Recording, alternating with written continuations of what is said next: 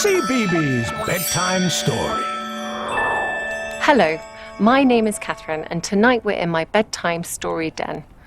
I've chosen a story which I remember reading as a little girl. It's called The Owl Who Was Afraid of the Dark and is written by Jill Tomlinson and illustrated by Paul Howard. Let's begin. "I don't want to be a night bird," Plop told his mummy. "Dark is nasty." "You don't know that," she said. "You'd better go and find out about the dark before you make up your mind.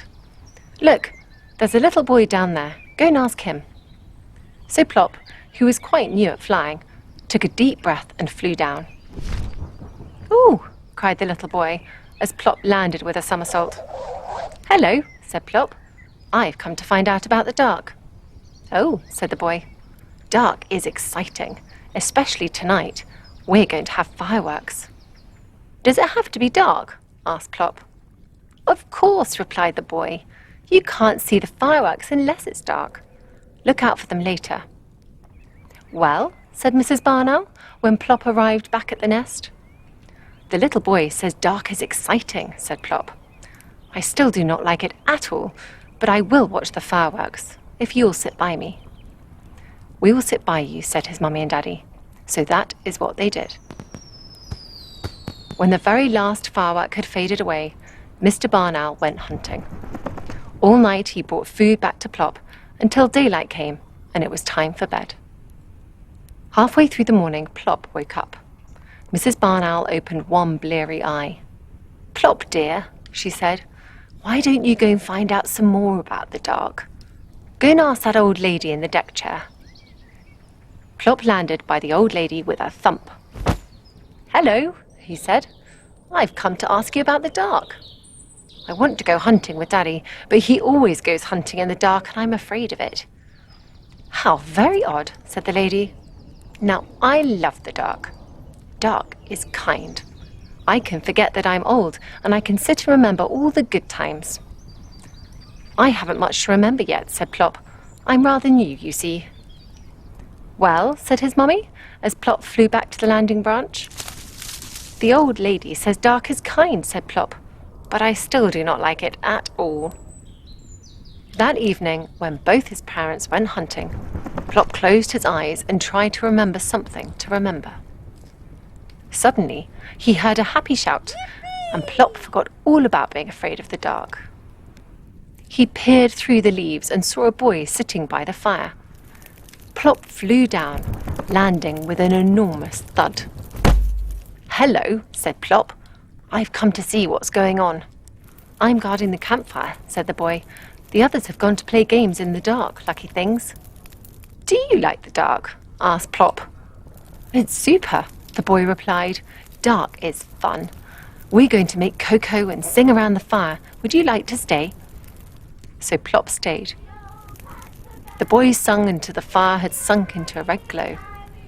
Then Plop said goodbye and flew home. "Well," said his mummy, "where have you been?" "I met a boy, and he says dark is fun. I still don't like it at all, but I think campfires are super." Plop woke up the next afternoon and went out onto the landing branch. "Plop," said Mrs. Barn Owl, "go and find out about the dark again. See what that little girl down there thinks about it." Plop landed by the little girl with a bounce. "Hello," he said. "I've come to ask you about the dark. Do you like it?" "Of course I do," she replied. "Dark is necessary. Without the dark, Father Christmas wouldn't come. You'd have an empty stocking on Christmas Day." "I don't have a stocking," said Plop. So the little girl took off her Wellington and gave him her sock. "Here," she said, "hang it up on Christmas Eve."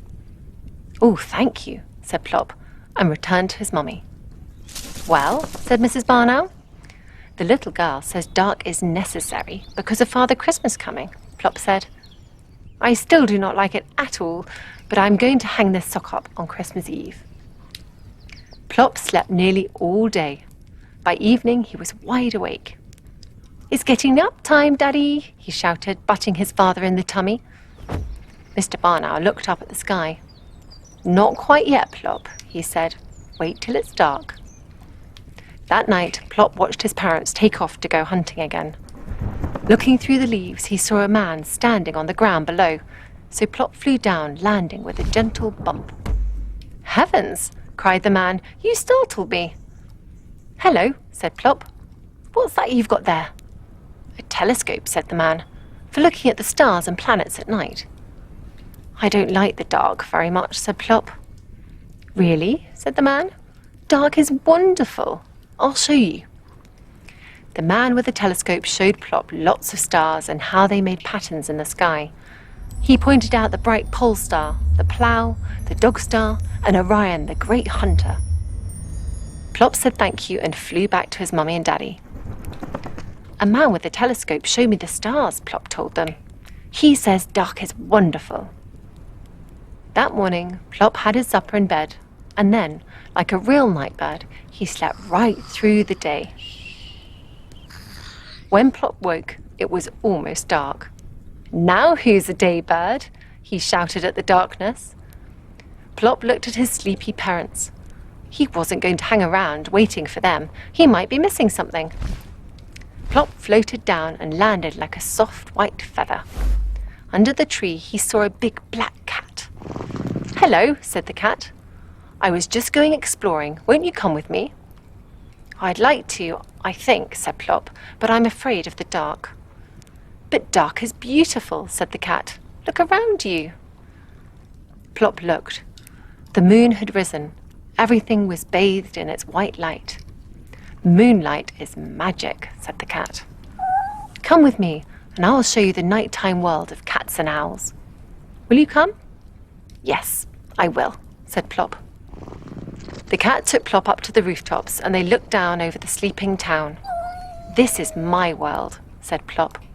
"I am a night bird, after all." "And this is only one sort of night," said the cat. "There are lots of other kinds, all beautiful." "Thank you for showing me," said Plop. "I must go now and tell my mummy and daddy." "Good night," said the black cat, "and many, many good nights." Plop flew straight to his tree. "Well," said his mummy. Plop took a deep breath.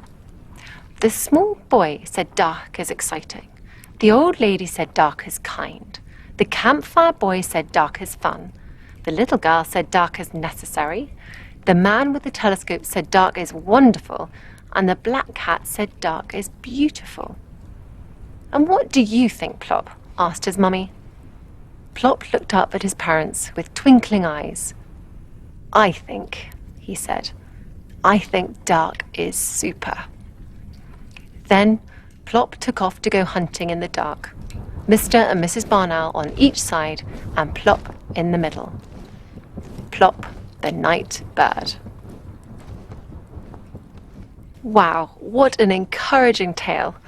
We can all feel scared sometimes, just like our little owl friend Plop. But, as Mrs. Barn Owl said, it's better to find out about the things that scare us before we make up our mind. And with the help of others, we can often face things that worry us. Now it's time for bed. Night-night, and sleep tight.